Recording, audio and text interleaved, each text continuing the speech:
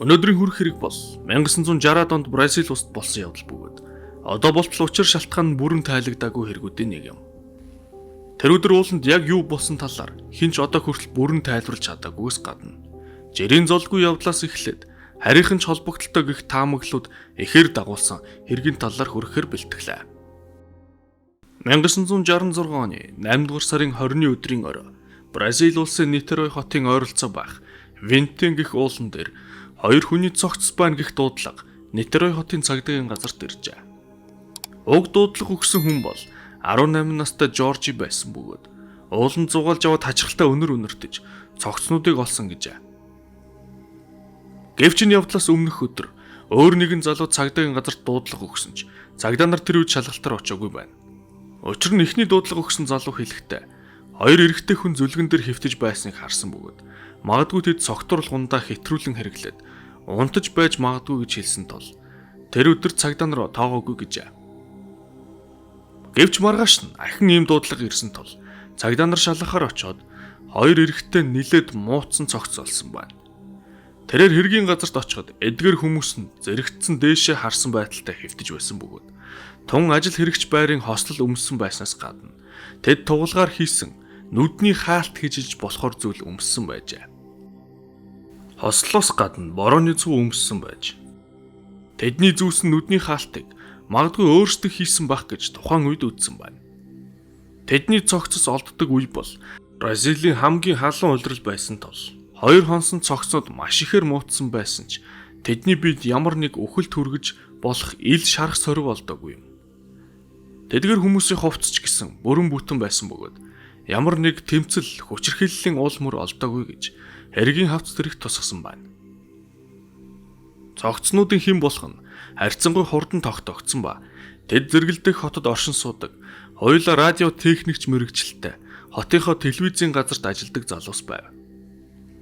Тэд бол 32 настай Мануэль Перейра да Круз болон 34 настай Мигуэль Жозе Виана нар байж тэдний цогцсны дэргэд усны хоосон сав, ууттай алчуур хоёр ширхэг, дотроо мөнгөтэй хитвч, уранхай дэвтрийн цаас зэрэг олцсон юм.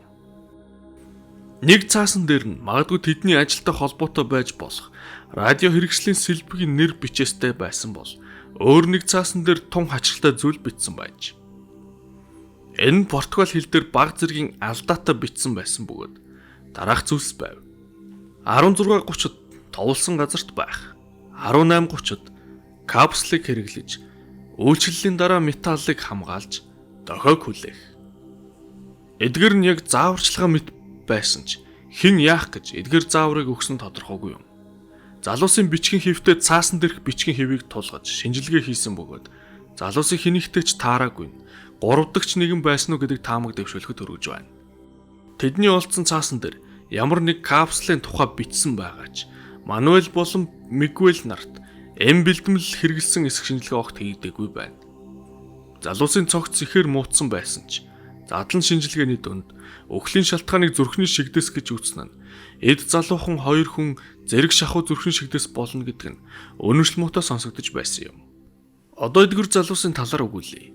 Өмнө дурдсан чинь тэд хоёулаа телевизэд радио техникчээр ажилладаг байсан бөгөөд Мануэль нь Мигуэлийнхаа шууд удирдлагын дор ажилладаг байж. Тэд хоёулаа гэр бүлтэй, хоёулаа техник технологийн сонирхолтойгоос гадна хоорондоо дотн нөхөрлөдөг байсан юм. Тэдний технологийн талаарх сонирхлоос гадна харь гариг болон тэдэнтэй холбоо тогтоох сонирхол тэднийг нэгтгэж байсан юм. Мөн Мануэль болон Мигуэль хамтдаа өөрсдийн гэсэн радиостанцтай болохыг хүсдэг байсан гэж тэдний ойр дотных нь хожим мэдүүлжээ. Тэр үед Бразил улсад маш хүчтэй цензур тогтоож байсан бөгөөд бүх телевиз радио нь улсын мэдлэг юу гарах нь төрийн өндөр хяналтанд ор байдаг байж. Энэ ч утгаараа залуусын хувийн радио станц нэх хүсэл нь хууль бусч гэж хэлж болох юм. Мөн зарим их сурвалжид дурдсанаар Мигуэль нас барахаас өмнө өөрийн найздаа чухал нууц даалгавар биелүүлэх хэрэгтэй гэж хэлсэн гэжээ. Судлаач Чарльз Боуны тогтоосноор тэд урд нь ангараг гарагтай холбоо тогтоох төхөөрөмж туршсан бөгөөд энэ нь амжилтгүй болж Мигуэлийн гэрийн хойно жижиг хэмжээний дэлбэрэлт болсон талаар дурдж энэ дэлбэрэлтийг хөршүүд нь ч харсан гэсэн юм. Үүнээс хойш буюу нас барахаас 2 сарын өмнө тэд гэрээсээ хол Далайн эргийн Атафона гэх газарт туршилт хийсэн нь энэ удаач гэсэн багахан хэмжээний дэлбэрэлт болж ойр хавийн айлууд сонсноос гадна эрг дагуу байсан загасчид ямар нэг зүйл ус руу унахыг болон тэнгэрт ямар нэг гэрэл цацрах мэт зүйл харсан гэсэн байна. Тэд энэ удаагийн туршилтаа өөрсдийн найз Лисио Гомесийн хамтаар хийсэн юм. Нас бардаг өдрүүд тэд автобусаар Нитерой хотод ирсэн бөгөөд ажилдаа хэрэгтэй радио сэлбэг авахаас гадна хуучин машин авах хүсэлтэй байгаа талаар Мигель эхнэртэй хэлсэн байж. Тийм ч учраас тэд одоогийн ханшаар тооцвол 4,000 орчим доллартай явжээ.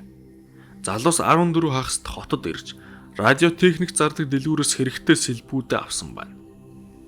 Худалдагчин хэлснээр Мигель болон Мануэль худалдаж авах сэлбүүдээ бичсэн цаастаа байсан бөгөөд тэр нь хожим тэдний дэргэзээс олцсон цаас юм. Техникийн дэлгүүрээс гараад залуус ойр байх өөр дэлгүүрээс цэвэр ус авч тэр өдөр бороо орно гэж байсан тул ижлэхэн өнгийн борооны цуг авсан байна. Дэлгүүрээс авсан цэвэр усныхаа баримтыг тэд хадгалсан нь хожим тэдний халааснаас олдож тэд буцахтаа усныхаа шилийг баримтын хамт тушаагаад баг зэргийн мөнгө буцаан авах зорилготой байсныг харуулж байна. Энэ нь жижиг зүйл мэт боловч залуусыг тэр өдрөө буцаж ирэх зорилготой байсныг нотолж байна гэж хэргийн мөрдөгч хэлж байжээ. Ус авсан дэлгүүрийн худалдагч Мигуэлийг сайн анзаарсан бөгөөд тэр маш их догдолж сандарсан мэт санагдсан. Байн бууган цаг руугаа харж байсан гэж хожим хэлсэн байна. Мөн тэр өдөр тэднийг уул руу явж байхад тэр хавийн манаач харсан гэсэн бөгөөд залуус өөр 3 эрэгтэй хүний хамт уул руу явж байсан. Тэдний нэг нь яавч нутгийн иргэн шиг санагдаагүй. Цайвар царайтай, цайвар өстэй нэгэн байсан гэжээ. Тэд ууланд джип машинтай ирж машинаа орхиод уулын зүг алхаад явсан гэж нэмж хэлжээ. Тэр үед ч одоо ч энэ мэдүүлгийн үнэн эсэх шалгах боломжгүй юм. Гэвч өөр ууланд явсан нэгний мэдүүлснээр Мигуэль болон Мануэль нар тэр өдөр хуйлахнаа уул руу гарч байгааг харсан гэсэн байна. Тэгэхэр эдгээр мэдүүлэхүүд хоорондоо их зөрүүтэй байгаа тул аль нь үнэн худлыг мэдэх боломжгүй байгаа. Түүнээс хойш тэднийг харсан хүн ахиж гарч ирээгүй юм. Цогцыг олсны дараа мөрдлөгийн явцад хамгийн ихэнд шалгагдсан хүн бол тэдний далайн эрэг дэх туршилтад хамт явсан Лисио Гомес гэх найз нь бөгөөд тэр ихний с ิจ гтэн болж байжээ. Эвч шалгалтын явцад Гомес хэрэг гардгаас хэд хоногийн өмнө ажлаар өөр хот руу явсан бөгөөд хэрэг гардаг өдөрч гэсэн өөр хотод байсан нь хөдөлшгүй баримтаар нотлогдож с ิจ гтний тооноос хасагдсан гэсэн юм. Мөн Гомесоос гадна эхнэрүүд нь шалгагдаж тэдний хэлснээр найзууд гуруула шинжлэх ухаанч харь гариг сонирхчдын нууц бүлгэнд байснаар зогсохгүй. Тэр бүлгэмийн гишүүд ангараг гариг дээр өндөр хөгжсөн соёл иргэншил байдаг гэдэгт итгэдэг хүмүүс байсан гэжээ. Тийм ч учраас тэдэнтэй холбогдох төхөөрөмж бүтээхийг зорж байсан гэсэн юм. Нас бардаг өдрийн өглөө Мигуэлийн эхнэр уурлаж тэрээр нөхөр нь өнөөдөр сүүлийн туршилт байх болно гэж түүнд хэлсэн гэжээ. Мөн тэдний гэрээс тоглох олцсон нь залуус түүгээрээ нүдний хаалтуудаа хийсэн байх гэж таамагсан юм. Энэ хэргийн талаар маш олон хүн сонирхох болж зөвхөн Бразил гэлтгүй олон улсын төвшөнд сонирхол татах болсон гол шалтгаан нь энэ ууланд өмнө нь олон ч удаа үл мэдэгдэх нисдэг бит зэрэг харсан гих олон тооны нутгийн иргэдийн мэдээ байдаг.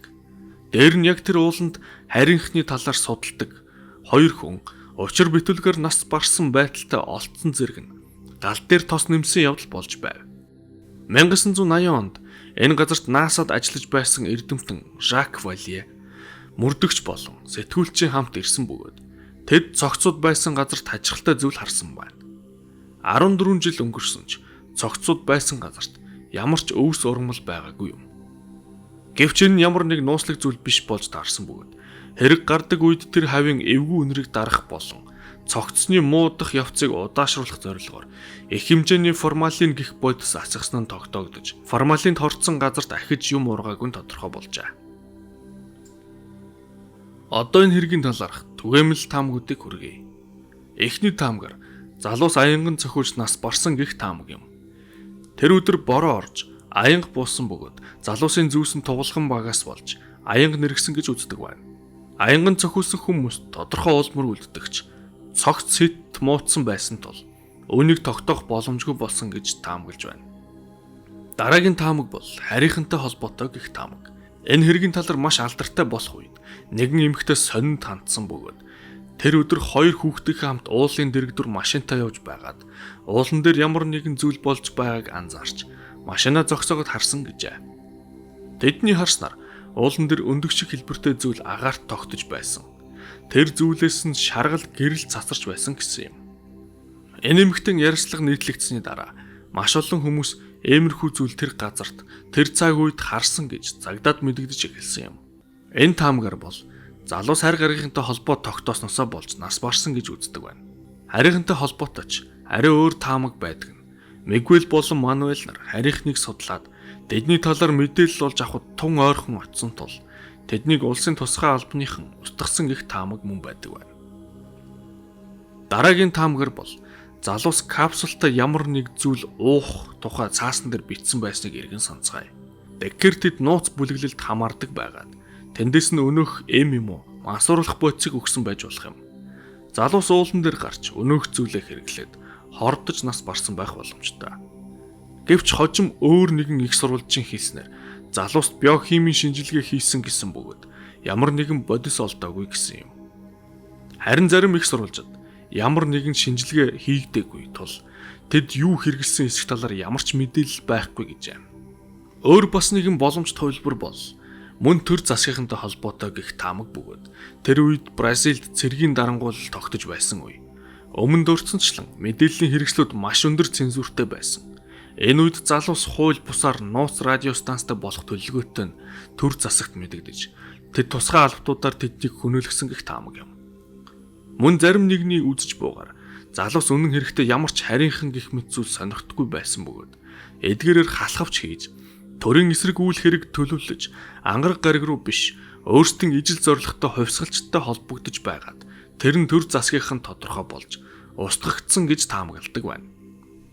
Энэ таамагийн талд залуус тесрэг болсны талаар мэдээлэлтэй зэрэг нь байгаа бөгөөд радио туршилтанд дэлбэрэлтэнд хүргэсэн биш тэд өөр зүйл туршиж байсан гэх нотлохоо гэж үздэг юм. Үүнээс гадна улсын нууц албаныхан тэднийг хөнөөсөн бол ямар нэгэн шинж тэмдэггүй аргаар хөнөөссөн байж болох юм гэдэг таамаг байдаг байна. Өөр нэг том төстэй явдлын талаар өгүүлье. Мигуэл болон Мануэль нарын хэрэгээс 4 жилийн өмнө Бразилийн өөр газарт уулан дээр мөн нүдэндээ тугалхан хаалттай эрэгтэй хүний цогц олдож байжээ. Тэр хүн бас л радио холбооны талын мэрэгчлээ байсан бөгөөд түүнийг LSD гэх мансууруулах бодис хэрэглэж уулан дээр гарч сансрын долгион хүлээн авах зорилготой яваад нас барсан гэж үздэг байна. Парапсихологийн профессор Оскар Гонсалесийн хэлснээр тугалхан баг нь шашны зан үйлийн шинжтэй тахил өргөх зэрэг үйл хийхэд ашиглагддаг гэж хожим хэвлэлд дурдж байжээ. Энэ зан үйлд нь мансууруулах бодис болон мацаг барих зэрэг зүйл тус болдог гэсэн байна. Энэ ажиглалтай явдлын талаарх баримтууд энэ түрээд дуусаж байна. Хагас 100 жил өнгөрсөн ч энэ явдлын талаар нэгдсэн ойлголтод хүрээгүй. Одоо хүртэл хаагдаагүй байгаа хэрэг юм. Та бүхэн өөрсдийн бодлоо сэтгэл хэсэгт бусдаагаа хуваалцаарай.